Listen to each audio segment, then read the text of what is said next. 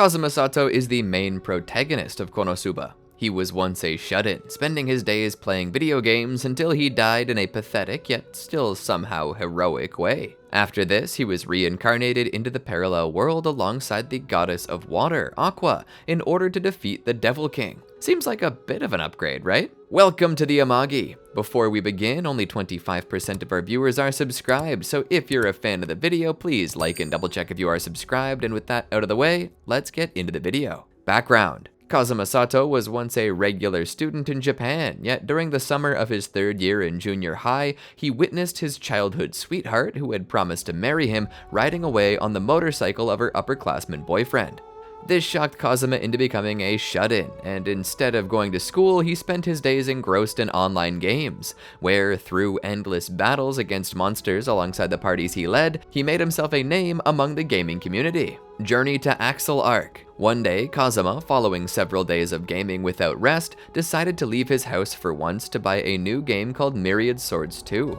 Managing to snag a copy, on the way back, Kazuma noticed a girl from his class who was about to be hit by a truck, so he took the initiative and jumped into the way. He next found himself transported to a room where an inhumanly beautiful girl who identified herself as Aqua, the goddess of water, informed him that he actually died due to a very slow tractor. After Aqua made fun of his embarrassing death to Kazuma's fury, she informed him of the 3 options he had. Either start anew on Earth as a new person, go to heaven, which she didn't recommend due to the lack of things to do there and the inability to have sex, or get reincarnated to a parallel world currently ravaged by a Devil King. After revealing that the fantasy world's language would be loaded into his brain, despite the small chance of making his brain go poof, much to his concern, Aqua instructed him to pick a cheat item or special skill to be reincarnated with. Next, called a geek by the impatient Aqua because he took his time trying to decide, the angered Kazuma eventually came up with a plan to get back at her, and made the decision to choose Aqua as his special skill. An angel, who subsequently appeared next, notified him that his choice was accepted by the gods, as well as how upon him defeating the Devil King, they will grant any one of his wishes.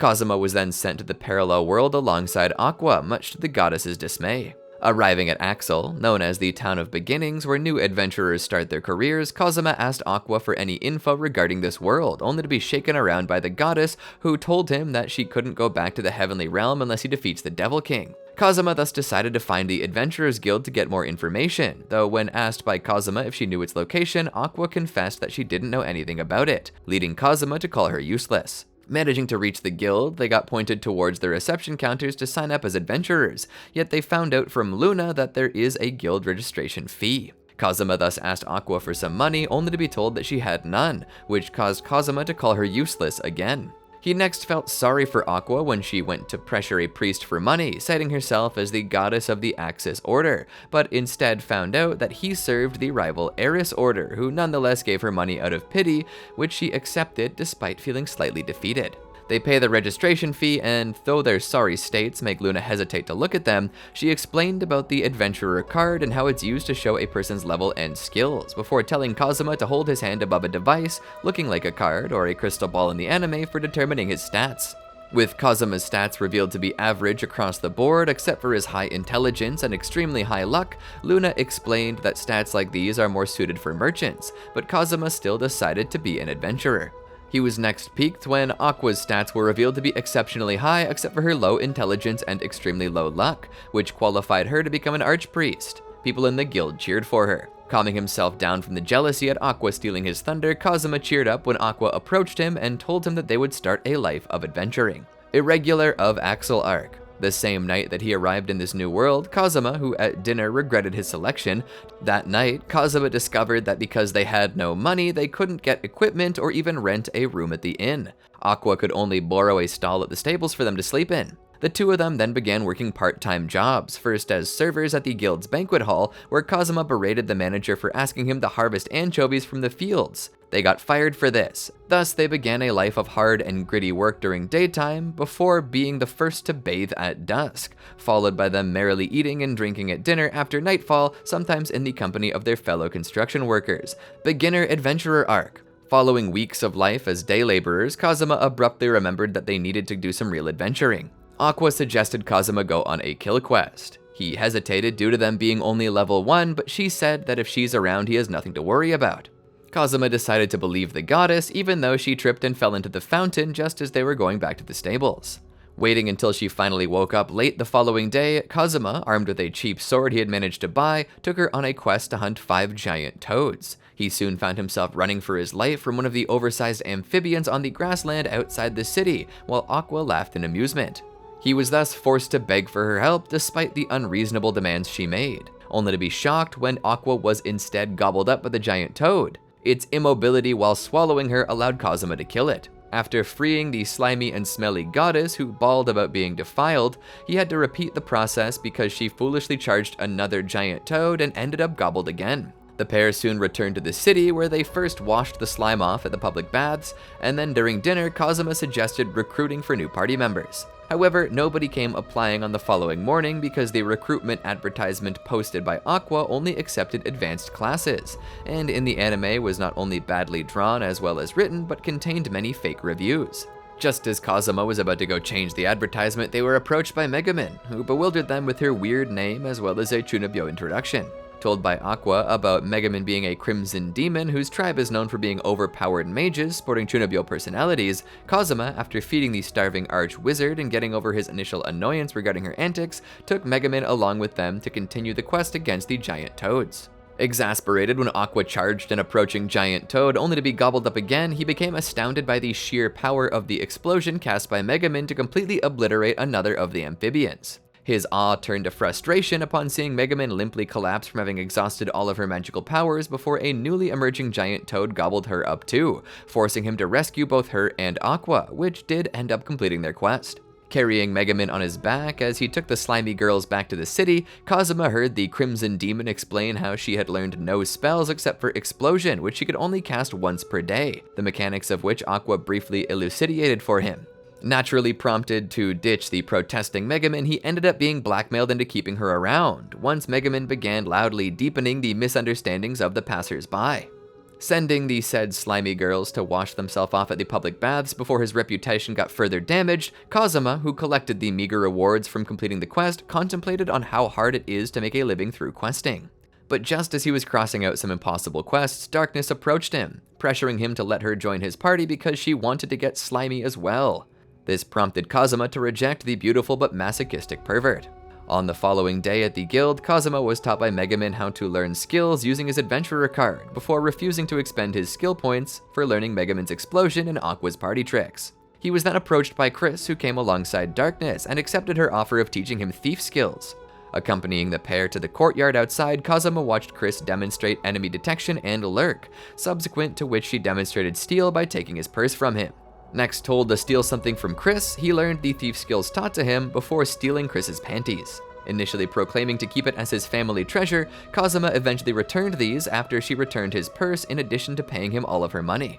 Heading back to the guild where Aqua was performing to a cheering crowd, Kazuma was shocked when Darkness blurted out the scummy acts he had just committed for everyone to hear. After Chris left for some adventuring work, though not before further damaging Kazuma's reputation as payback, he, at Megumin's request, demonstrated steal and was rewarded with Megumin's panties. Next, continuing with his refusal of Darkness's attempts to join, he was cut off by an emergency quest that called for every adventurer in the city to participate, which turned out to be a harvest of flying cabbages, to Kazuma's utter speechlessness. He lurked close to the clusters of cabbages before stealing them, and during dinner time with the 3 girls contemplated the vegetables' tastiness, before agreeing to have Darkness join his party. One day, while drinking Neroid, Kazuma heard about one of the Devil King's generals occupying a nearby castle, before finding his party's abilities hopelessly unbalanced. Some days later, his plans of using the rewards from the cabbage harvest for buying a decent residence became moot when he had to pay off Aqua's debts. Finding no quests against low-leveled monsters because they all went into hiding as a result of the general's presence, the following week Kazuma accompanied Megumin on daily explosion exercises aimed at an abandoned castle, and as a result gained a sense of how to rate the explosions. Like all of Axel, Kazuma was shocked by the sudden arrival of Beldia, who turned out to be that Devil King's general residing in the abandoned castle, though it soon turned into perplexity when the Dullahan raged about him, being irritated to madness by the daily explosions. After Darkness was cursed to die after a week in Megumin's place, he had to hold the Crusader back from following the surprised Beldia to his castle in order to fulfill her perverted fantasies. Kazuma and Megumin, after the Dullahan's departure, made up their mind to accept Beldia's invitation of raiding the castle and making him remove the curse, only to be dumbfounded when it was easily broken by Aqua. A week after Beldia's appearance, Kazuma stopped Aqua from taking some high-difficulty quests before letting her perform one that involves purifying the Riverhead Lake in order to get rid of the brutal alligators infesting it, then came up with the idea of locking Aqua within a cage borrowed from the guild and dumping it into the shallows, so she could purify the water without being harmed. Yet, following the successful purification of the lake, he was forced to cart Aqua back within the cage on their return trip because the traumatized goddess refused to leave it. Kazuma next found himself confronted by Mitsurugi Kyoya on the streets, who after breaking Aqua out of the cage and hearing about her circumstances angrily accused Kazuma of mistreating his beloved goddess. Piqued by the ignorance of the Swordmaster over Aqua's lack of respectability as well as his arrogant attitude, which was indicative of one who had never had to scrape around for a living thanks to the cheat item gifted to him upon reincarnation, Kazuma made to leave once his companions refused Mitsurugi's offer for them to join his party, only to be challenged by the undaunted Mitsurugi to a deal. Kazuma immediately pulled a sneak attack on the Swordmaster upon accepting the challenge, where the winner can take whatever he wanted from his opponent, before stealing the cursed sword Graham out of Mitsurugi's hands and knocking him out with the flat of the blade. Deciding to take Graham for his own, even though it cannot be wielded by someone other than Mitsurugi, Kazuma, though threatening to use steel on Cremia and Fio, successfully scared Mitsurugi's companions from attempting to take the cursed sword back.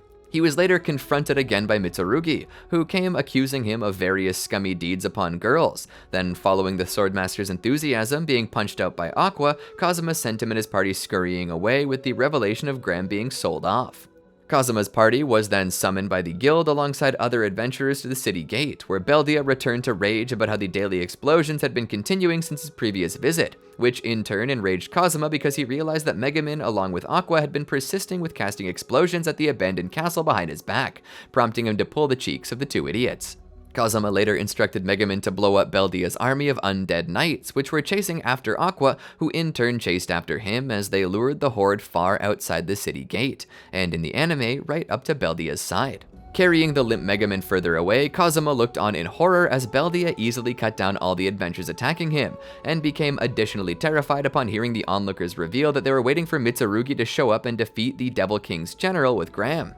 He was next left speechless by Darkness's inability to hit Beldia with her attacks despite her tanking his, and with the other mage adventurers frightened from casting magic because of the Dullahan's death curse, Kazuma took it upon himself to create water for dousing Darkness, who fantasized perversely even when repeatedly wounded, only to notice Beldia jumping away from the stream of water. Proceeding to freeze the water puddles so Beldia could not dodge, Kazuma and the other thief adventurers tried to steal the sword from the Devil King's general, yet failed because of their difference in levels. Just as Kazuma despaired over his lack of competency, while Beldia prepared to deal the killing blow on Darkness, he remembered from the games he had played that undeads are susceptible to flowing water, thus teamed up with other magic-using adventurers to create water at the Dullahan. The streams they sent towards the Devil King's general, though, all got evaded, so Kazuma frantically told Aqua to summon water, but soon regretted it when the goddess of water summoned a flood that not only nearly drowned the adventurers, but caused huge damage to the nearby city walls and structures. Kazuma managed to steal Beldia's head from the weakened Dullahan afterwards, which he gleefully used for soccer with some other adventurers, before Aqua purified the Devil King's general and revealed how she had resurrected the slain adventurers.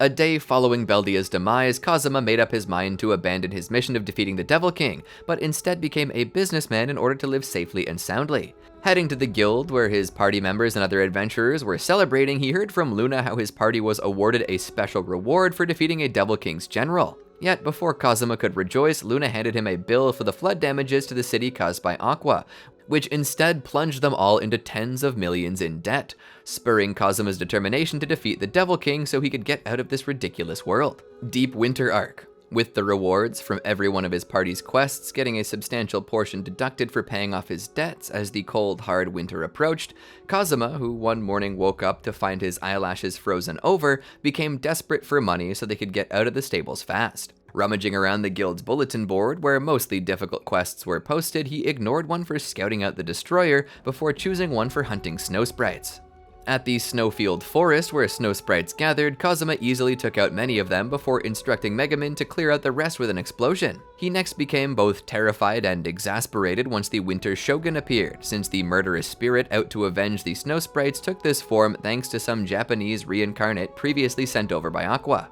Despite following Aqua's advice to bow to the generous spirit for mercy, Kazuma had to jump up and force the stubbornly prideful darkness into lowering her head, which resulted in his own getting chopped off by the Winter Shogun. He soon found himself back in the familiar afterlife, where he was greeted by the goddess Eris, who truly empathized with him. Accordingly offered reincarnation as a baby in a rich family back in Japan, Kazuma, who thought himself hating the parallel world, started weeping when he thought about his companions. Next, hearing the voice of Aqua calling out for him to return to his body that she had resurrected, Kazuma was allowed by Eris, whom he found to be a true goddess, into going back to the world of the living. His first thought upon returning to life, however, was to switch Aqua for Eris, before finally accepting the fact about rookies like him being incapable of taking quests during the winter. Although the party managed to earn enough for staying at the inn for a time being, the recollection of Eris was enough to make Kazuma regret his choice of coming back to this world where he had nobody but insane companions. One day, Kazuma made up his mind to visit the magic item shop owned by Wiz in hopes of learning lich skills from its owner, though due to Megumin's earlier warning about the powers liches wield, as a precaution he brought Aqua along. After clobbering the goddess because she, against his instructions, tried to attack Wiz, Kazuma, who was surprised by the explosive potions Wiz put on sale, in turn surprised Aqua once he expressed his goal. He next decided to spare the shopkeeper when she revealed her identity as a Devil King's general, since she never hurt people, though Aqua's attempt at purifying Wiz when she demonstrated Drain Touch on her forced Kazuma to smack the goddess again. With the lich reduced to a weakened state and incapable of taking on a request from a real estate broker to solve a ghost infestation problem at one of his client's properties, Kazuma decided to have his party perform it in her place, especially when the owner allowed them to live there until it is no longer seen as haunted. As Kazuma brought his party to settle at the villa mansion that had belonged to a noble, he ignored Aqua's ramblings about Anna's ghost that still haunted the mansion, and also disregarded the goddess's bawling about her treasured wine being drunk by ghosts, instead going to bed while she ran around turning undead. Yet waking up hours later with a need for the toilet, Kazuma was shocked to find possessed dolls encroaching upon him, and so fled in panic to Aqua's room, where he only found Megumin, who was in the same situation. They had to flee when the dolls crowded in from outside the window before the pair managed to make it to the toilet, only to be forced into barricading themselves in when the dolls caught up and tried breaking the door. Kazuma finally made up his mind to make a break for it because Megumin became terrified to the point of chanting for an explosion, only to knock Aqua down as he burst outside to find that she and Darkness had already taken care of the ghosts possessing the dolls. On the next day, Kazuma took Aqua to the guild in order to collect rewards for the ghost busting, yet once Luna informed him how the ghosts began infesting the mansion because they were forced out of the nearby public cemetery by a powerful barrier someone had erected, Kazuma made Aqua confess to him her deed of setting up that barrier, before refusing the rewards out of a guilty conscience. He next took the goddess with him while apologizing to the real estate broker, though the party was generously allowed to continue living in the mansion, so Kazuma later tidied up Anna's grave in the mansion's yard. While working on a job of assembling artificial flowers in the living room one day, Kazuma, to his bitter disappointment, discovered that Aqua's intelligence would not improve no matter how much she leveled up. So he, out of pity, allowed the useless goddess back into the seat of the front of the fireplace that he had just chased her out of. Later, strolling around the city, he caught sight of Dust and Keith suspiciously loitering around an alleyway, and was accordingly let in on the secret among male adventurers about the Succubus Cafe. Venturing inside with the support of his two fellow adventurers, Kazuma was greeted by the receptionist Succubus, who led him to his seat, which was right next to the ruffian in the anime, and heard from her a detailed explanation of the dreams their staff offer. Thus, he wrote down on the request form a dream where an older but naive girl with a glamorous body bashfully serves him. Excitedly returning to the mansion as the others prepared crab pot, he painstakingly refused Aqua's wine in order to prevent himself from drinking into a dreamless stupor, and instead went to bed early, though unable to sleep because of the anticipation. Kazuma decided to go take a bath, during which he fell asleep in the bathtub. He soon found himself faced with a naked Darkness coming in for a bath. Determining how this unnatural situation was simply his requested dream, Kazuma ordered the shocked Darkness into helping him bathe. Yet, just as he was about to escalate the orders given to the obedient darkness, an alarm sounded by Aqua about an intruder sent him angrily dashing out into the hallway, where it turned out that the lolly succubus sent to give him the requested dream got trapped within a holy magic circle laid by Aqua, who alongside Megumin was all bent on exorcising the succubus. Doggedly shielding the succubus upon realizing how the occurrences in the bathroom were the reality, Kazuma managed to cover for her escape, albeit getting beaten up by the 3 angry girls. Apologized at the following morning by Darkness, who thought he had been charmed by the succubus, he began rejoicing the living necessities now in his possession, only to have it broken by a guild alarm signaling the approach of the mobile fortress destroyer. Determined to protect his hard-earned mansion, despite Aqua and Megumin calling for them to flee, Kazuma took his party to the emergency adventurer meeting held at the guild. There, he heard about the formidable abilities of the rampaging ancient weapon, as well as other adventurers' suggestions for countering what had been proven ineffective. Then, when asked for ideas, came up with the strategy for Aqua to break the destroyer's magic barrier for Megumin and Wiz to blow its legs off with explosions. While simple barricades were set up outside the city gates later on, Kazuma heard from Darkness her duty to protect the city while trying unsuccessfully to talk her out of standing guard at the forefront. Endorsed to take command of the city's defense by Taylor and the guild, upon the destroyer coming into sight, Kazuma ordered Aqua to break the magic barrier before spurring Wiz and the panicking Megumin to blow off the fortress's legs. Yet, to his horror, Aqua, who got carried away, began uttering flag lines, following which the destroyer broadcasted a warning about accumulating heat. Kazuma anyhow dragged Aqua and Wiz into joining the rest of the adventurers storming the fortress in an attempt to prevent its imminent detonation. Eventually coming across the remains of the destroyer's head researcher, Kazuma became exasperated at the absurdity recorded in his diary, before discovering the coronatite core used for powering the fortress. He proceeded to steal the unstable ore out of its containment chamber, albeit suffering serious burns that Aqua had to heal,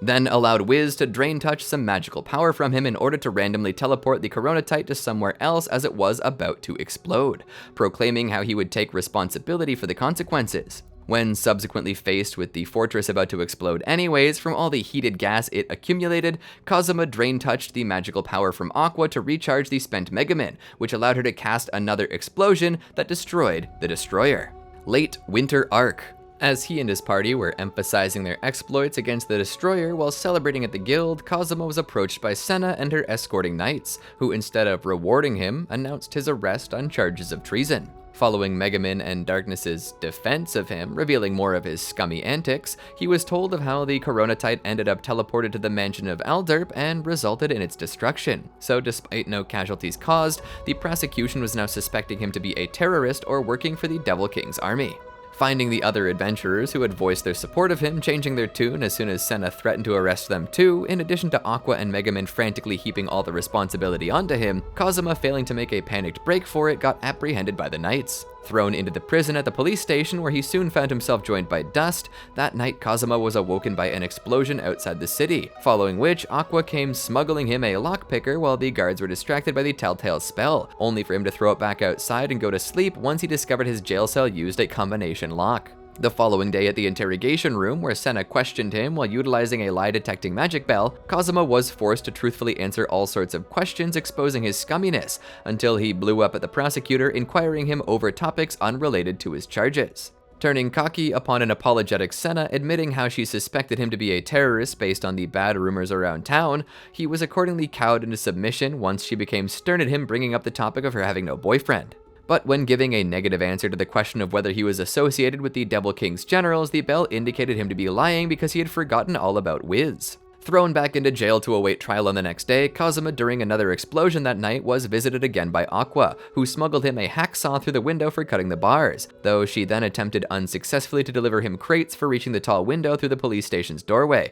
prompting him to throw the hacksaw back outside and await his fate instead. Kazuma appeared in court the following day, where all the unsubtle execution preparations brought him to a vomiting fit in the anime, and became further pessimistic upon hearing how his party members, who acted as his defense attorneys, had only prepared for the task by practicing how to shout objection. Still feeling he could manage as long as Aqua keeps her mouth shut, especially after she yelled objection just for the heck of it, Kazuma was allowed to narrate his exploits against Beldia and the Destroyer in defense against the charges read against him. Subsequent to Senna summoning several witnesses to testify about Kazuma's scumminess, as well as listing his party members' misdeeds in order to paint him as a terrorist, the protesting Kazuma found himself at a loss for words once Senna brought up sightings of him using lich skills, as well as him falsely denying connections with the Devil King's generals during interrogation. Alderp cut in to declare Kazuma a minion of the Devil King's army, who purposefully sent the Coronatite to his mansion. Though he did give Kazuma the opportunity to declare himself having no ties to the Devil King's army, as well as not purposefully teleporting the Coronatite to the Lord's mansion, a testimony that the court's lie-detecting bell proved to be true. Yet just as the judge and Senna made to dismiss the charges due to lack of evidence, they suddenly changed their minds upon Alderp's insistence that Kazuma is guilty, much to the shock of said defendant. He was eventually spared from immediate execution thanks to Darkness getting the trial postponed, though the court still ordered Kazuma to prove his innocence in addition to paying reparations to Alderp. Heading for Wiz's shop in hopes of partnering with Wiz to sell Japanese goods as a way to earn his reparation fees, Kazuma gave the continuously interrupting Aqua a thrashing because she had been obstructing and vandalizing Wiz's business, following which he got his valued possessions at the mansion confiscated by knights as debt collateral for damages to the mansion. As Kazuma feared for the worst after the masochistic Darkness went to meet with Alderp but didn't come back, he got introduced to Chomosuke, and found the cat who was friendly to him a source of tranquility. Subsequent to Senna barging in and accusing Megumin's explosions for making the giant toads hibernating underground just outside the city begin surfacing prematurely, Kazuma ordered Megumin and Aqua to take care of it, and shocked Senna by standing around to watch the pair get preyed on by amphibians. His later offer to rescue a gobbled Megumin refused, he proceeded to snipe the one chasing Aqua, yet the sheer number of the monsters newly emerging turned out to be more than they could handle. Following the party being saved by Yunyun, Kazuma heard her blurt out all sorts of scummy antics exhibited during their school days by Megumin, who he had recharged, so he didn't have to carry her slimy body back. Later handed a piece of high-quality manatite won from Yunyun by the slimy Megumin. During their return trip, he proceeded to internally rank Yunyun as being much better than his resident arch-wizard, only to have the perceptive Megumin irately grab onto him in order to make him slimy too. Making it back to their mansion while Aqua was still out, he and Megumin quarreled over who gets to bathe first, before nonchalantly undressing while throwing taunts, yet to his surprise, the Megumin who he simply saw as a child went ahead to bathe with him. The two of them accordingly discussed Yunyun while in the bathtub before Kazuma panicked at Aqua's return, fearing what she might say upon witnessing him bathing with Megumin. He frantically expended all of his magical power for freezing the bathroom doors shut, yet after collapsing from exhaustion, Megumin, who realized the reason for his franticness, began attacking him, forcing Kazuma to call for Aqua's help, which resulted in him being branded a lolly neat by the goddess. Turning more agitated the next day because of Darkness's continued absence, Kazuma went outside for breakfast. In the anime, Kazuma brought his party to Wiz's shop to discuss his debt-paying plan the day after he met Yunyun, and witnessed how she and Megumin used a friendship crystal before Megumin beat Yunyun in a contest of adultness. Following a few days of worrying about Darkness, who had not come back, a period in the anime that Kazuma and Aqua used to explore Kiel's dungeon, from which he returned with Kiel's treasure only to spend it on partying at the guild, Kazuma became infuriated by Aqua's arrogant attitude, especially since her flood was responsible for a large portion of their debt. Therefore, he began stealing her possessions to use for debt repayment. Then, as Darkness returned to explain how she was the heiress of the Dustiness noble household and wanted them to help her ruin an arranged marriage with Walther, whose portrait Kazuma immediately ripped up upon it being shown to him, the adventurer suddenly came up with the idea to play along with her, but in secret actually assist with sealing the marriage so that he could be rid of the incompetent crusader, though in excitement he ripped up the portrait that Aqua had just repaired. Kazuma went on to suggest that he and Aqua respectively dress up as a butler and a maid of House Dustiness so they could accompany Darkness during the upcoming marriage interview with Walther. Then, after meeting Ignis at the Dustiness residence, secretly made a deal to support his endeavor of marrying off his daughter. He proceeded to stop Darkness from expressing her distaste at the whole affair during their wait for Walther, as well as smack the heiress when she attempted to act unladylike once the young nobleman arrived. Next, feeling exasperated at hearing the perverted crusader rant to him in private over her masochistic fantasies and preference of lecherous scum, Kazuma nevertheless persuaded Aqua into letting him secure the marriage. Although he managed to prevent Darkness from speaking out of line with discreet bursts of freeze during the interview, once the interviewing couple went for a walk in the garden at Ignis's suggestion, where Kazuma was surprised by Aqua summoning a shoal of koi in his pond, the repeated babysitting of Darkness made Walther aware of their close relationship. Kazuma then leered at Darkness after she ripped up her skirt for challenging Walther to a duel in the dojo, before being ordered by the heiress to fight her with his scummy style. He thus drenched her with created water before freezing it, then as she grabbed at him used Drain Touch on her, yet Darkness with her stamina was capable of enduring it until she twisted his hand in an arm lock, until Kazuma talked her into capitulating through promises of unspeakable embarrassment. The soggy and half-naked Darkness, whom he drained into unconsciousness, however, was later witnessed by Ignis, who promptly ordered Kazuma and Walther executed. And only through the two young men's frantic explanations of what really happened were they eventually spared. Asked by the departing Walther to take good care of Darkness afterwards, the heiress's ensuing lie about her being impregnated by Kazuma forced him to spend the better part of the next hour clarifying the truth to the overjoyed Ignis. Later confronted again by Senna for suspicion of being connected to the peculiar monsters emerging from Kiel's dungeon, Kazuma denied the accusations and refused to go help tackle the problem, then further questioned his party members over the issue following the prosecutor's departure, and discovered to his fury that the magic circle drawn by Aqua for purifying Kiel was still actively repelling monsters from the Lich's chamber, which may make Senna think him responsible for the monster's emergence.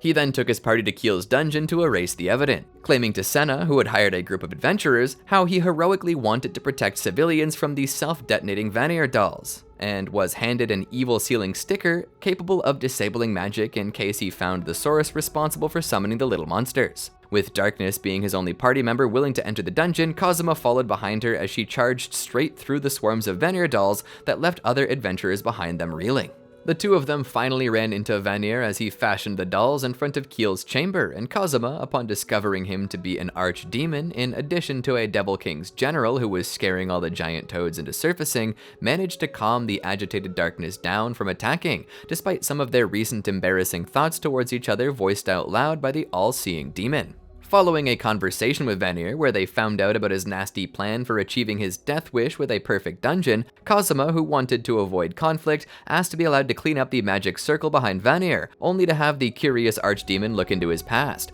resulting in not just his otherworldly origins, but the true nature of Aqua also being discovered. Barely resisting the temptation from Vanir's demonic whispers that offered letting the pair enjoy themselves in the bedroom behind him while he went to kill Aqua, Kazuma unintentionally gave Darkness the opening to hack the all-seeing demon's body apart. Initially terrified when Vanir not only revealed his mask to be his true form, but furthermore forced it onto Darkness's face to possess her body, Kazuma soon became surprised when the masochistic crusader unexpectedly retained some autonomy. So while she kept Vanir busy by repeatedly interrupting the archdemon's dialogue, Kazuma seized the chance to clean up the magic circle. He then slapped the evil sealing sticker onto Vanir's mask so that he would be trapped within Darkness's body while she walked outside for Aqua to purify the archdemon. Panicking as they neared the exit when Vanir fully took control of Darkness and charged outside to kill the goddess, he was somewhat relieved after Aqua dealt the archdemon a serious blow with sacred exorcism, before warning everyone nearby about the Devil King's general possessing Darkness. Kazuma, however, soon found himself powerless to help as Vanir fully utilized Darkness's body to defeat all the adventurers hired by Senna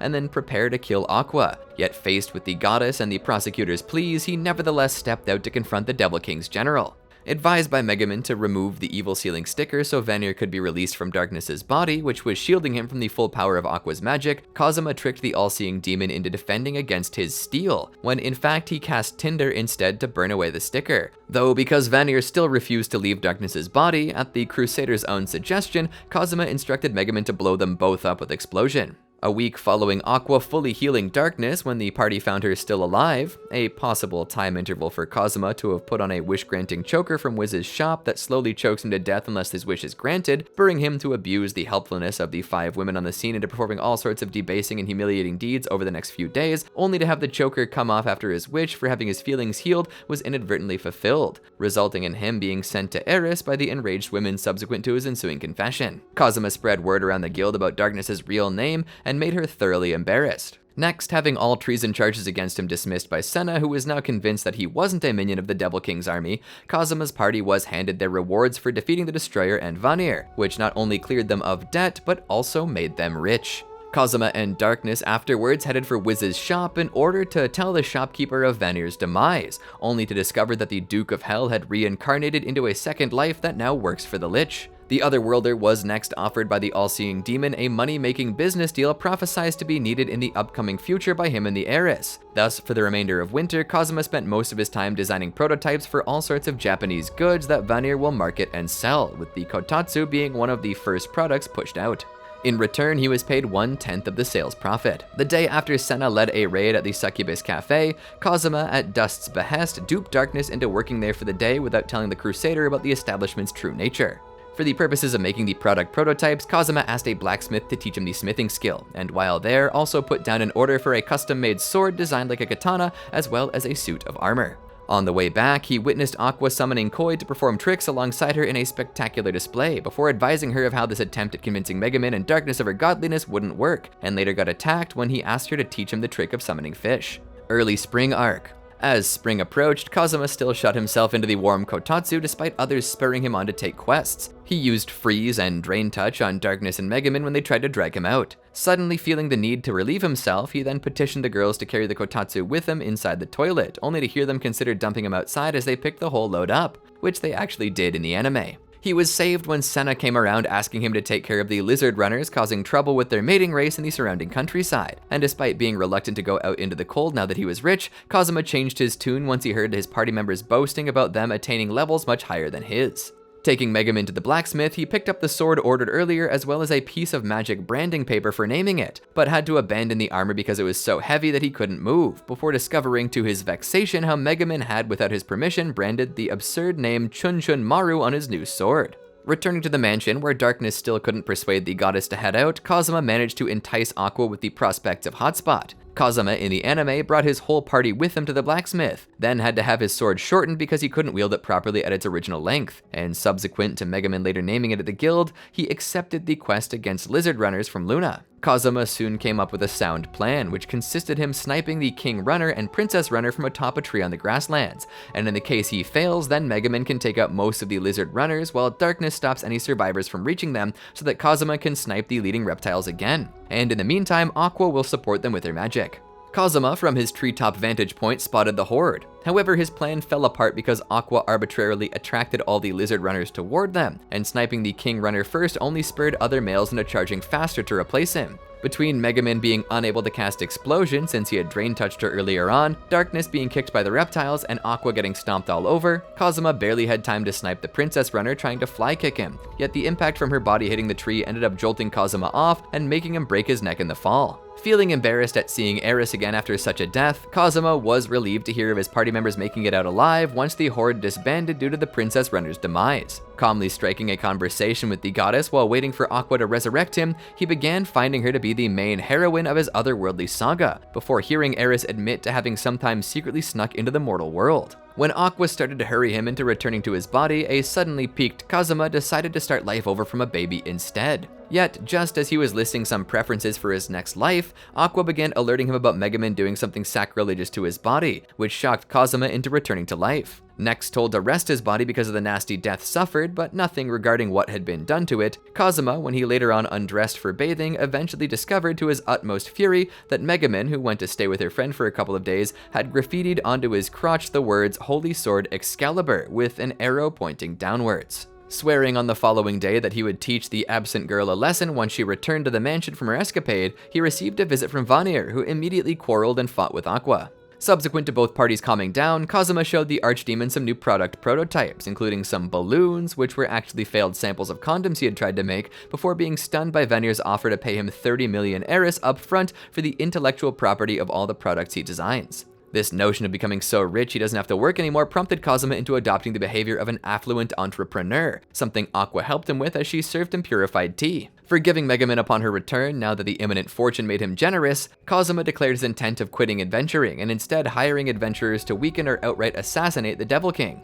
Next, trying to differentiate himself from Darkness, who got turned on by him getting trashier, he cited the need to heal from his fatal neck injury as an excuse to rest, only to excitedly agree with Megumin once she suggested him taking a healing vacation to Arkanledia, the city of water and hot springs, since the latter attraction is synonymous with mixed bathing. With him and Aqua walking and packing up early the following morning in anticipation for the trip, Kazuma was told to head for the carriage terminal to buy good seat tickets while the goddess woke the others up. He, however, detoured to Wiz's shop to tell Vanir that he wanted to postpone giving a reply to the Archdemon's offer because of the trip, and became surprised to find Wiz zapped unconscious by her employee because of wasting a fortune on purchasing faulty magical portable toilets. Kazuma carried Wiz to join their vacation at Vanir's behest, and upon rendezvousing with his party members at the terminal, drained Touch Darkness's life force for reviving the Lich. At Aqua's nagging, he went to purchase tickets for a carriage that turned out to have only 4 seats available because one of its seats was already occupied by a pet baby red dragon. But Kazuma's high luck stats anyhow secured him a good seat in the rock, paper, scissors contest among the gang.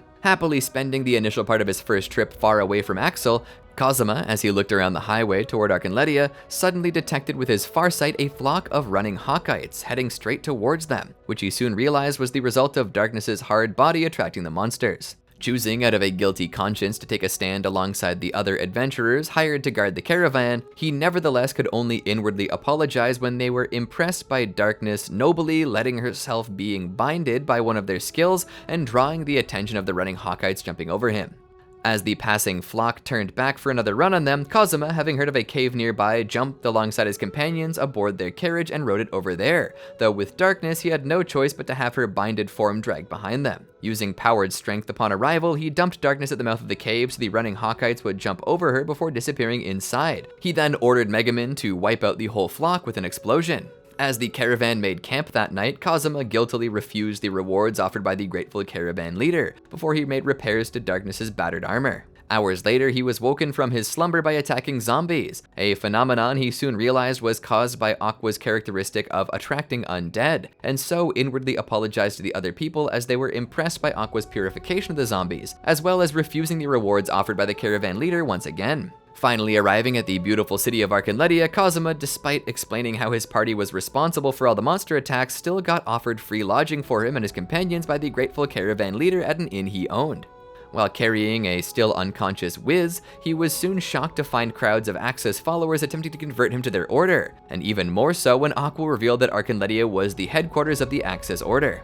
Managing to get away by pointing out Aqua was an Axis archpriest, Kazuma and Darkness brought Wiz to rest at the inn before the pair strolled around the city. To walk around with Darkness, Kazuma helped a young woman pick up the apples she dropped, yet immediately had her latch onto him while trying to convert him to the Axis faith, until Darkness revealed her talisman of the Eris Order to drive the irked woman off. Accordingly, faced with a burly man pretending to be an Eris follower assaulting a woman, a shopkeeper offering him free gifts, and a young girl claiming to be his old schoolmate, Kazuma, becoming sick of all the conversion attempts, further got exasperated at Darkness being turned on by the insults thrown her way by the Axis followers. Refusing the pervert's request for them to move here, the sight of a little girl who he helped to her feet after she tripped on their way back to the inn made Kazuma feel relieved, only to be nearly tricked into signing a conversion form for the Axis Order, which at last made him lose it. Kazuma then marched up in anger to the main cathedral of the Axis Order, and after being made fun of by a priestess informing him of their pontiff's absence, tried to demand Aqua, who sat inside the confessional, to restrain her followers. His initial requests deflected by Aqua through a number of holy advice, Kazuma finally got her attention and pulled her into the compartment when he confessed a number of misdeeds he had secretly committed on her.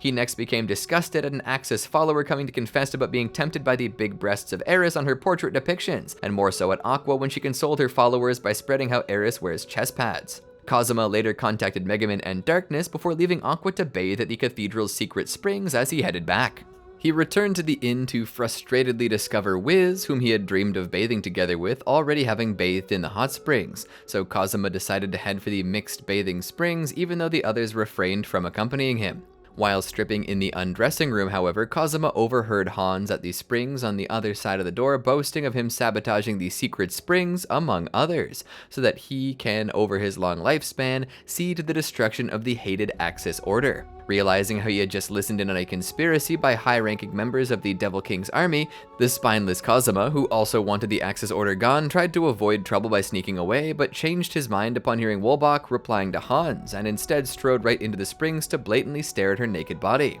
Left alone with her upon Hans's departure, Kazuma engaged in a conversation with Wolbach, who spoke of seeing her other half for restoring her full magic powers, as well as having taught a Crimson Demon Girl magic, before hearing her warn him against bathing in the city's springs again as she left. In the anime, where Wolbach left the hot springs first because Kazuma's staring disturbed her, he and Hans were massaged by some masseurs who tried to convert them, much to their rage. Remaining in the mixed baths when both members of the Devil King's army were gone, Kazuma next heard Megumin and Darkness entering the neighboring women baths. Pressing himself against the fence separating the baths, he eavesdropped on the girls discussing him, only to play right into their hands as Darkness punched the fence to hit him. This culminated in Kazuma creating water to spray the girls while they threw things, including chomusuke, at him, before they returned to their suite to find Aqua weeping over her being scolded for purifying the secret springs into pure hot water. Despite knowing it to be the truth, Kazuma tried to ignore Aqua's declaration at breakfast the next morning about discovering a conspiracy by the Devil King's army to bankrupt the Axis Order because the secret spring she purified turned out to be poisoned. Unsure of what to do after Aqua dragged darkness away, he agreed to bring Megumin outside the city for an explosion, a trip which Wiz also accompanied them on. Following breakfast in the anime, Kazuma brought Megumin out strolling in the streets where they munched on arkan manjus before getting harassed again, and later witnessed at the lakeside a maddened Hans venting his frustration towards the Axis Order, before Wiz ran up to join the two of them. Recharging Megumin so she could follow them back, Kazuma next witnessed Aqua's failed attempt at preaching about the danger facing the city and decided to leg it upon Aqua's proclamation as the Axis Order's goddess, inviting nothing but anger from her followers, though later that night he agreed to help her find the culprit. In the anime, he joined the others when the gang had to escape the inn because a mob of Axis followers came at night to lynch Aqua. Joining his party's efforts with distributing around inns questionnaires that ended up identifying Hans as the prime poisoning suspect, Kazuma blurted out that he had already eavesdropped all about the conspiracy, and as a result had to fend off the furious girls trying to beat him up. On the gang's way up the next day to the main spring situated in the mountains behind the main cathedral, Kazuma again used Darkness's noble status to get past the heiress followers guarding the gate leading there,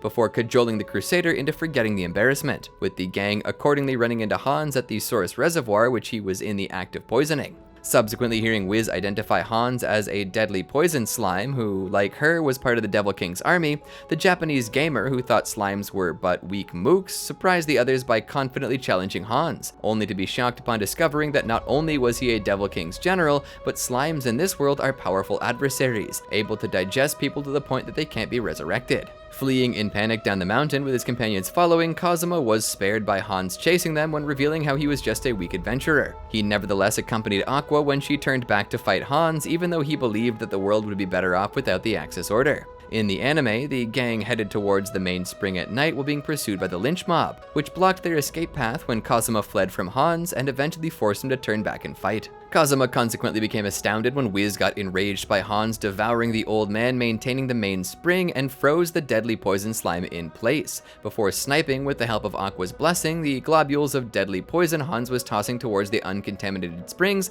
until they ran out of arrows, which forced Aqua to purify the springs while Wiz cooled down her scalded hands. As the Devil King's general reverted to his true monstrous form, Kazuma could only run while Hans devoured everything around him, until noticing how the deadly poison slime was just instinctively moving towards anything edible. He proceeded to divert Hans's attention from Aqua and Wiz by throwing out a pack of souvenir arkan manjus, and instructed Megumin to cast Explosion on Hans before letting himself get drain touched by Wiz until he lost consciousness, so that she could freeze the reduced parts of the deadly poison slime as they splattered all over Aqua to purify. In the anime, where the Axis followers joined the fight, Kazuma, after noticing the undissolved bones of the old man devoured by Hans, confirmed with Aqua that she could still resurrect somebody in this state. So after instructing Megumin to reduce Hans's volume by blowing him smaller in order for Wiz to freeze solid, the adventurer, using himself as bait, lured Hans away from Aqua and into a nearby gorge, and was consequently devoured before having all his flesh melted off his bones. Regaining consciousness afterwards, only to discover the townsfolk furious at Aqua because while purifying Hans's pieces, she had turned the water gushing out of the main spring into pure hot water and thus ruined Arkanletia's hot springs industry, Kazuma pacified the incident by relinquishing their rewards from defeating another Devil King's general as reparations to the city. In the anime, Kazuma appeared in front of Eris as a pile of bones, preceding his resurrection by Aqua. Then, upon his return to Axel, proceeded to spend a long period there before heading to the Crimson Demon Village. Cursed Ring Arc. While bickering with Megumin as he carried her back from her explosion routine, Kazuma picked up along the way a ring which he planned to sell, but on Megumin's advice took it to Wiz's shop for assessment in case it was cursed. Following Megumin and Yunyun's scuffle at the shop where Vanir was absent, he was told by Wiz about the ring possessing some effect that she couldn't ascertain. Back at the mansion where Aqua treated the party to a sukiyaki feast, Kazuma, while drunk, accepted her dare to slip the ring on. He became shocked when waking up the following morning to find a girl's panties in his hand, as well as the ring being stuck onto his finger. After running out for help, he found his disgusted party members seeing him holding the panties. Kazuma tried to find out who the owner was and guessed that all three girls were pantyless, which resulted in him getting punched by Aqua. Later, hurrying with his party to Wiz's shop where Vanir had returned, Kazuma listened to him explain the history of the cursed ring and its effects of forcing wearers to steal panties upon every full moon, before turning flabbergasted by the 30 million heiress fee charged by the archdemon for removing the ring. Overhearing the girls discussing chopping his finger off instead, the horrified Kazuma vehemently refused even when Aqua offered to flawlessly reattach it, and chose to work for earning the humongous fee. On the way back to the mansion, Kazuma came up with a policy of publicly returning the stolen panties to their owners like a gentleman should, before holding meetings with the girls in addition to Wiz, Chris, and Yunyun for discussing plans to earn money. On the night of the next full moon, Kazuma, despite the girls spending the night elsewhere, in addition to taking all panties in the mansion with them, still woke up to find himself having stolen someone's panties, a phenomenon Wiz discovered to have resulted from the ring enhancing Kazuma's abilities. Talking his party members out of cutting off or destroying any part of him, he headed for the guild where everyone, including Dust and Keith, had, thanks to Aqua's big mouth, heard about him stealing panties. Kazuma was next offered by Luna a spot at the guild's hall for running a business. Then, when served tea afterwards at Wiz's shop by the shopkeeper who took out a maid uniform, came up with the idea of opening a maid cafe. With another full moon's night seeing Kazuma wake up holding 3 panties, he found the girls having breakfast at the guild while proposing various ways to dispose of the ring that are also awfully painful and or fatal to him. Racking his brains for ways to earn the ring removal fee, Kazuma proposed selling light novels, yet the theme ideas that the girls came up with did not ring well with him, and an ensuing consultation with Vanir ended with Kazuma scrapping the project. A suggestion from Aqua about singing, however, gave Kazuma the idea of starting an idol unit. Kazuma afterwards started putting the unit members through voice and physical training, in addition to maintaining their diet and lifestyle. Furthermore, busying himself with the necessary administrative work, Kazuma was finally able to get a live performance held for the idol unit that he named Shiny Blue, which debuted to astounding success. Proceeding to hold repeated days of performances, he soon found illegal sales of tickets and goods cutting into their revenue, so he tried to hold paid special events. Yet, at some point, the number of audience members abruptly dropped to his befuddlement, until Luna came to tell him how Aqua had been attempting to convert people into the Axis Order during the unit's handshaking events. Although the thoroughly furious Kazuma later confronted Aqua over it, at that point there was nothing he could do but cut their losses by holding an idol graduation ceremony to disband the unit. Following an awkward trip to the Riverhead Lake and having a picnic there, Kazuma led the girls through the forest towards the cave, on the way to which he became delighted looking up at them when a hunting net trap tangled the distressed pair above him. Finally entering the cave, he led them crawling through a narrow passageway that turned out to be rigged with a trapdoor. Accordingly dropped into a deeper part of the cave system, Kazuma and the girls defeated a horde of attacking monsters before seeking another way out of the cave, only to be shocked when the trio later found a skull dragon sleeping close to the exit. Unable to find another way out, Kazuma had the girls huddle around him so he could cover them all with lurk as they sneaked past the skull dragon, yet a sudden flashing of the cursed ring as he neared it woke the undead monstrosity. Managing to lead the others outside before the cave was brought down onto its head, he was shocked to discover the skull dragon having broken its way out. Then, after it leaving after noticing him, heard from Luna as he reported about the skull dragon how he deemed the quest a failure. Exasperatedly waking up from a full moon night to hold 5 panties, Kazuma thwarted an attempt by his party members to sneak into his room and retrieve them. He afterwards held a meeting with the trio for discussing other ways to earn money, yet well-paying quests were too difficult for their caliber, so following a talk with Dust and Keith, Kazuma took his party on an attempt to negotiate a lower ring removal fee with Vanir, though to no avail. The emergency meeting Kazuma held with the 5 girls for discussing the matter, however, was interrupted by an emergency assembly broadcast by the guild that specifically required their presence. Arriving at the guild to find all other adventurers, including Wiz, there, they heard Luna announce the gradual approach of the skull dragon towards Axel and the emergency quest declared upon it, before the cursed ring began flashing again. Kazuma, with his companions, thus excused themselves and headed for Wiz's shop, where Vanir explained to them the Skull Dragon's history as well as his connection to the cursed ring. His hopes of conversing with the mage's soul inside the Skull Dragon dashed because it was busy battling with the dragon's soul. Kazuma and his companions came up with a strategy similar to how they fought the Destroyer, which comprises of the other adventurers holding the Skull Dragon in place for explosions to weaken it before Aqua purifies the monster. Accordingly, returning to the guild and reciting what they discovered, albeit leaving out the part about the cursed ring's connection, Kazuma joined in a toast prior to the battle, which proceeded just as he had planned. After hearing the mage lament about the unfairness of the world towards his panty-stealing brother, Kazuma managed to persuade him from enacting vengeance by citing how there won't be any more panties if humans were all killed. He furthermore handed over the 5 panties he had stolen so the mage could share them with his brother in the afterlife, at which the satisfied mage let Aqua purify him and the Skull Dragon's body. Kazuma next became overjoyed at the cursed ring crumbling, only to have the panties' enraged owners send him to Eris. Later resurrected by Aqua, his fate thereafter depended on the series of possible rewards and penalties contingent upon his performance in the party judgments, as well as his conversational responses to the heroines. He might notice Aqua making frequent outings lately, and following nightfall in a day they returned with Megumin from an unsatisfactory explosion routine to hear Dust and Keith talk about an enigmatic mob settling on the edge of town. Kazuma found it strange that Aqua returned with donations of expensive crab for dinner, which were then joined by other pricey goods whenever she returned from excursions in the middle of the night. With the other girls also concerned about the source of the goods, Kazuma trailed Aqua some nights later when she snuck out of the mansion towards the residence of the said mob, where he witnessed the goddess worshipped by what appeared to be Axis cultists, but according to a teary Aqua on the next day, they were actually a gang of con artists, who tricked her into borrowing millions of Eris at loan shark rates using the mansion as collateral.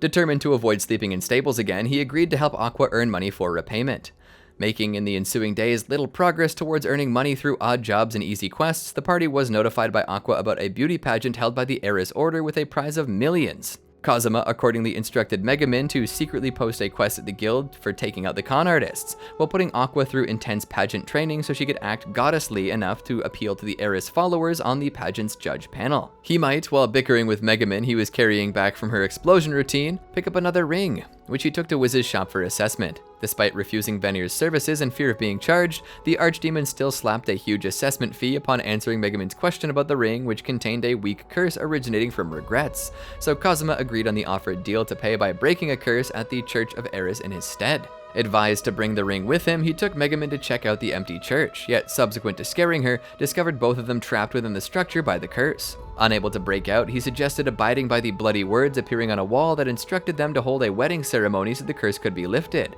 yet Megumin's refusal to perform even a pretend one forced him to wait for aid. Discussing the curse as they looked around for food, Kazuma in the end chose to dine on half-baked cookies Megumin had brought along instead. While resting on the chapel pews after nightfall as Megumin went for a shower, Kazuma became spooked by the appearance of a ghost that sent him seeking refuge by the Crimson Demon while she was naked. Trying to sleep after failing to find the bride ghost, he eventually witnessed it again when accompanying Megumin to the toilet, thus he went to bed with her in the church's bedroom. Hours later, Kazuma was awoken by Megumin, whom the bride ghost cursed into donning a wedding dress she could not remove, allowing him to convince her of the wedding ceremony's necessity. Through some trial and error with the ceremonial procedures at the chapel, they ended the ceremony with Kazuma slipping the ring onto Megumin as well as both swearing fealty to the other, following which the curse lifted in a peal of bells and let them go home. He might hear Darkness report during dinner about the rewards from the emergency quest still being calculated, and consequently sighed repeatedly upon thinking of the party's financial situation, making Darkness visit his room to ask him what was troubling him. Playing down his worries so she wouldn't be concerned after all the previous messes, Kazuma woke up the next day to miss breakfast, before sighing when he found the girls secretly discussing him. He was next surprised when Darkness earnestly accompanied him on his walk, then upon eavesdropping on her conversation with the other girls after returning to the mansion, realized that she was in love with him, though his anticipation was replaced during dinner by doubt about her simply playing a prank. Kazuma thus began testing it out by having Darkness perform more intimate actions like dressing and feeding him despite the other girls' quips, then accompanied her on a walk through the city and out into the grasslands, though the other girls trailing them attracted some giant toads, one of which went for him before gobbling up Darkness, who pushed him out of the way. Wallowing in disappointment over how the date turned out while he bathed, Kazuma instinctively lurked once the girls entered the bathroom, yet the girls frolicking eventually broke his concentration to reveal his presence for Aqua to punch him. Witnessing Aqua elatedly selling croquettes on their way to the marketplace, he next became flabbergasted at how the benevolent Wiz kept getting conned by crafty stall owners into buying suspicious junk at outrageous prices, and returned home to hear Aqua talk about purifying many ghosts that attacked her on the way back. Unable to get any good ideas about magic items from his party members, Kazuma, going to help again at Wiz's shop, heard about the shopkeeper getting lots of purification requests against rampaging ghosts. Next, he took her asking around for what kinds of magic items people want, though she ended up looking after some children whose mothers too talked about ghosts causing a disturbance. Running into Aqua as he and Wiz talked about the ghosts, Kazuma suspected the goddess to be somehow involved, agreed to help Wiz with the purification requests later that night. He first helped her carry a sack of holy water to the guild, where Luna told them Aqua had already purified the ghosts there, before Wiz spread holy water around the structure and threw out town for free to keep ghosts from congregating. Despite telling her off for the rewardless work, Kazuma still became impressed at Wiz directing some children's souls to the afterlife, and expressed concern at her feeling uncomfortable when heading to work on a Church of Eris. Kazuma then restrained Aqua, who chose to leave the ghosts in the church alone when she confronted Wiz, and as they walked back along the riverside found that the goddess's divine aura had agitated the ghosts due to elation from getting a pay raise and free croquettes at her job. Angered by Aqua subsequently showing off to people her ghost busting in hopes of getting paid, Kazuma tried making the debt-ridden goddess split her earnings with Wiz, yet in the scuffle splashed holy water all over the lich. Kazuma proceeded to shove Wiz into the river lest she get burned away, following which he accompanied her back to the shop. He might go find Chris to apologize for the trouble he caused after doing so with Wiz, though the thief teasingly requested him to pay her 1 million Eris before leaving without requesting him to do anything. Hoping to do something for Chris anyways, Kazuma trailed behind her all over town and out in order to find out what she may like, in the process running into each of his party members, to whom he summarized how he wanted to find Chris, as well as grumbled about him better off paying 1 million Eris than get led around in circles. Going back home after losing her, he was awoken the following morning by signal guns fired by the guild, and heading there to investigate became perplexed by Dust and Keith thanking him for his generosity before turning horrified when Darkness informed him that someone had posted a quest in his name, which entailed him paying 1 million Eris to whoever captures Chris within 6 hours. Explaining to Megaman, who'd been waiting in ambush there, how he didn't post the quest, he and Chris got her aid with escaping again when some adventurers came barging in, though both of them were at length cornered on the streets. Kazuma thus tried stealing some wizard's rod, only to end up with Chris's panties, which he threw toward the adventurers as a distraction while he took Chris out of the encirclement. Later, talking the enraged Chris into continuing the escape instead of letting herself be caught, Kazuma and her sought refuge in a church of Eris, but he had to creep through the rooms when pursuers began closing in. Next, climbing across the roof, during which Kazuma slipped and nearly pulled Chris's shorts down too, they made it outside only to be surrounded. Kazuma thus made a show of preparing to strip Chris naked as a means of distracting the other adventurers so the thief could escape, yet unfortunately she didn't get his meaning and became infuriated instead.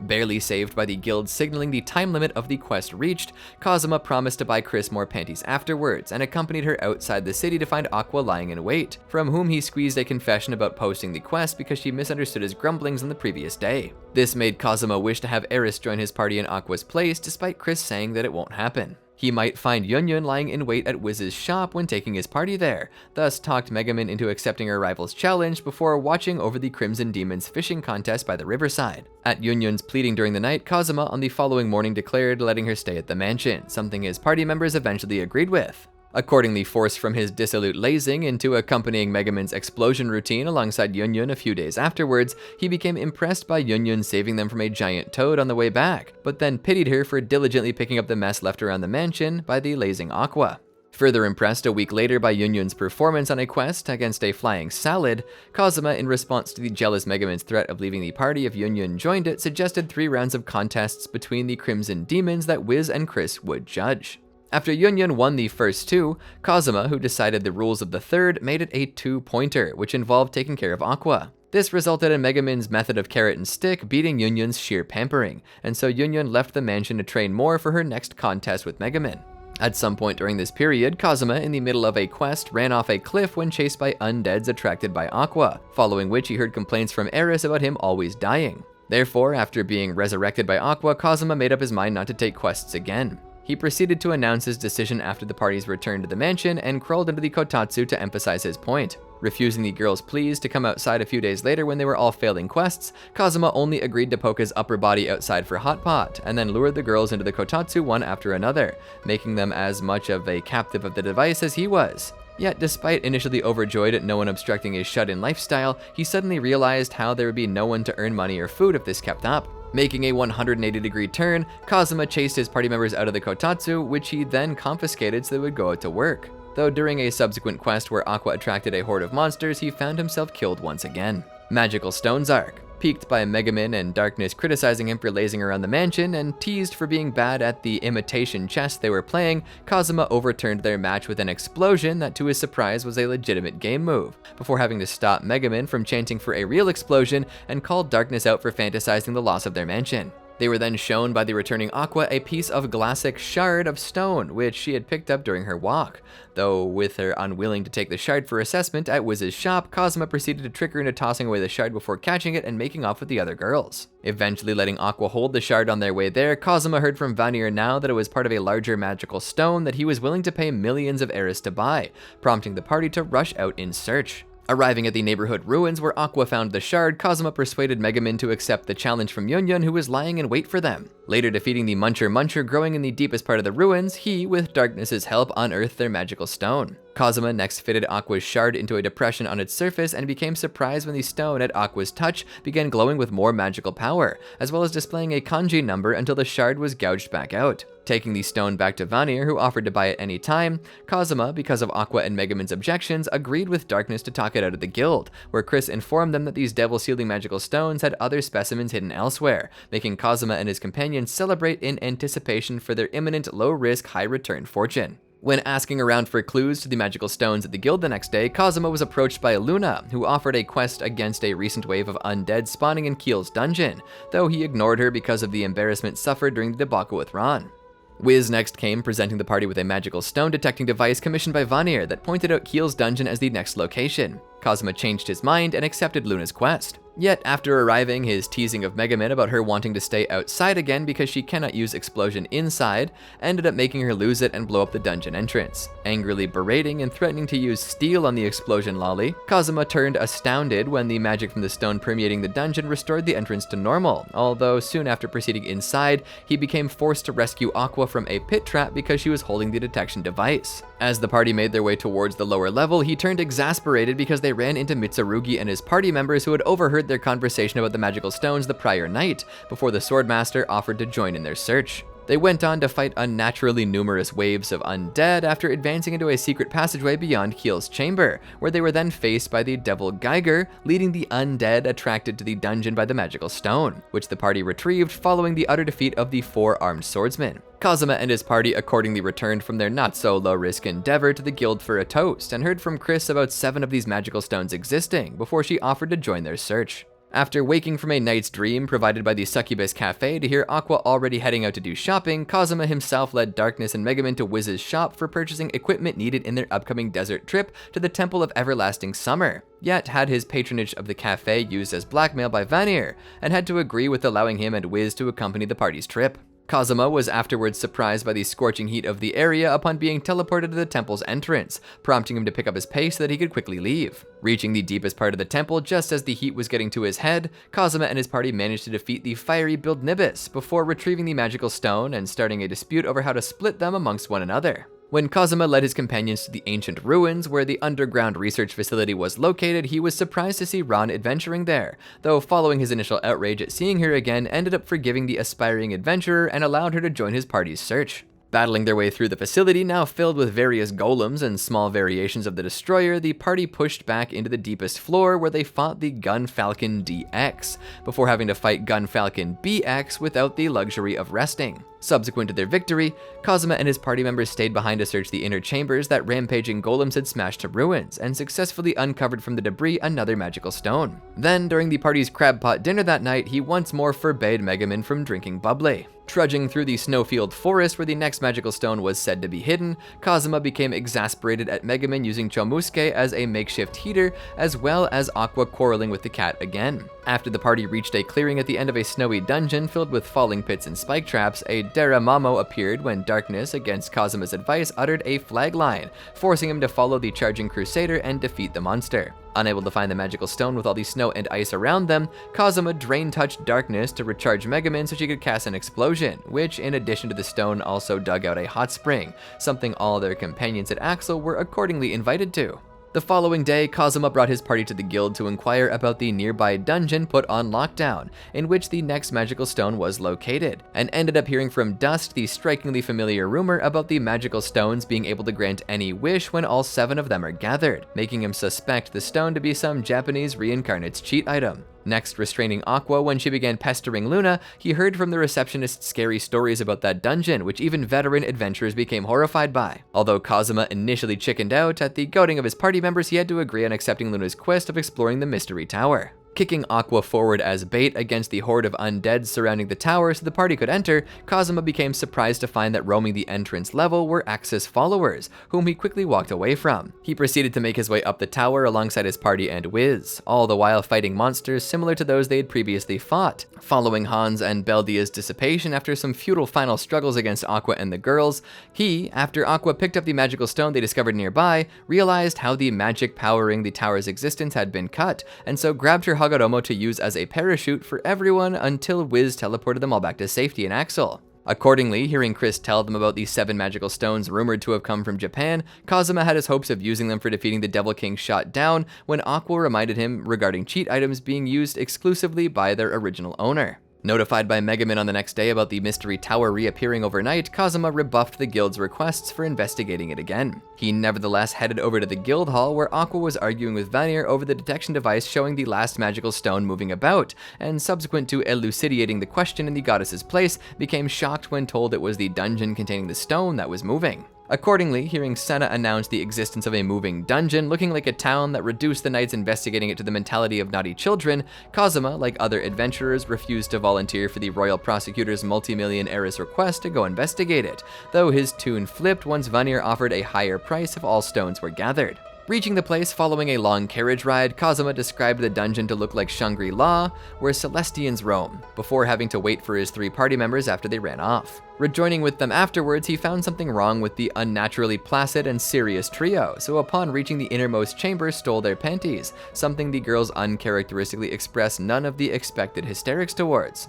Kazuma thus unmasked the girls as imposters, only to have them be joined by a fake copy of him, before the 4 of them reveal their true forms as the doll copies of Kazuma's party. Barely holding back the onslaught while outnumbered, Kazuma became thankful once his party members returned and successfully defeated the dolls, which, other than his, were actually more competent than the real ones. The doll master who created the dungeon and carried the magical stone then showed up, so Kazuma listened to it recount its sad story of being discarded because of its disgusting appearance. Upon the doll master offering to let them safely leave in exchange for warning other people not to enter the dungeon, he wanted to accept the deal because of how fatigued his party was, though Aqua, enraging the doll master into waging war against humans, forced him to fight it and the party's doll copies, a battle Kazuma and his companions managed to win before retrieving the magical stone. Later presenting all 7 stones to Vanir and offering 300 million heiress for them, Kazuma took his party to celebrations at the guild, when Chris approached to tell them about the rumor saying that the magical stones needed to be brought to an altar on the island in the sky for them to grant wishes. Feeling excited the next day over being able to perform a proper adventure on a floating island, Kazuma, after being reminded by Darkness about them having to find a way up there first, took the others to Wiz's shop for help, though he had to take Aqua's shard as leverage for forcing her to accompany them. After explaining his need, he agreed to the terms of renting the magical giant Vanir mask at a discount rate, which encompassed bringing Vanir and Wiz along with them, though the terrifying trip through the sky convinced him to use Wiz's teleportation for traveling to and fro in the future. Nevertheless, enjoying the breathtaking view of the land below with Darkness during a break in their trek, Kazuma expressed vexation at Aqua trying to use him as a windshield as they climbed to a higher and windier level. After the party reached the center of the island, where the altar on which Aqua was instructed by Vanir to place the stones was located, he dragged Aqua away from it once these stones started glowing unnaturally. Kazuma accordingly heard Vanir boast of setting them up through enticing the party into gathering all the devil-sealing magical stones that were actually used for sealing a powerful monster, in addition to directing them into believing the tall tale about the stones being able to grant wishes once all 7 of them were placed upon the island's altar, where the monster would instead be released, just so that the archdemon could taste the exquisite disappointment that they were presently emitting.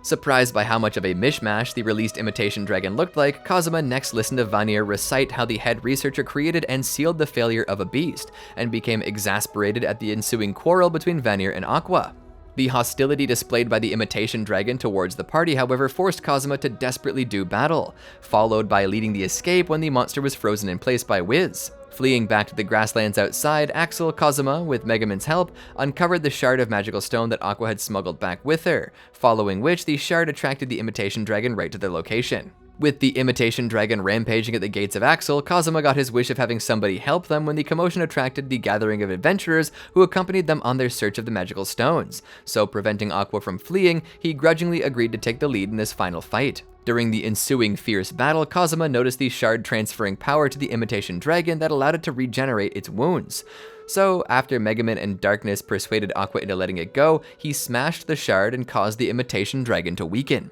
Kazuma, in the battle's final stages, proceeded with giving various instructions to the others as part of his plan for taking out the monster, while himself sniping one of the imitation dragon's heads in order to allow killing blows to be made. Later, with Vanir being unapologetic over starting the whole ordeal, the exhausted Kazuma trudged back to the city while his party members went after the archdemon. Kazuma at the guild later became dejected because their exploit of defeating the imitation dragon was cancelled out by Senna in exchange for the damages caused by the rampaging monster that they attracted to the city in the first place, as well as them having to leave the magical stones on the island in the sky, resulting in all that effort being spent for no gain. He was, however, cheered up by Chris and Luna, after which Kazuma joined the other adventurers in celebrating their victory. And that's it for now. To be continued. Did you enjoy our video? Be sure to check out these other great videos from the Amagi, and make sure to subscribe and ring the bell to be notified about our latest videos. Thanks for watching, and we'll see you next time.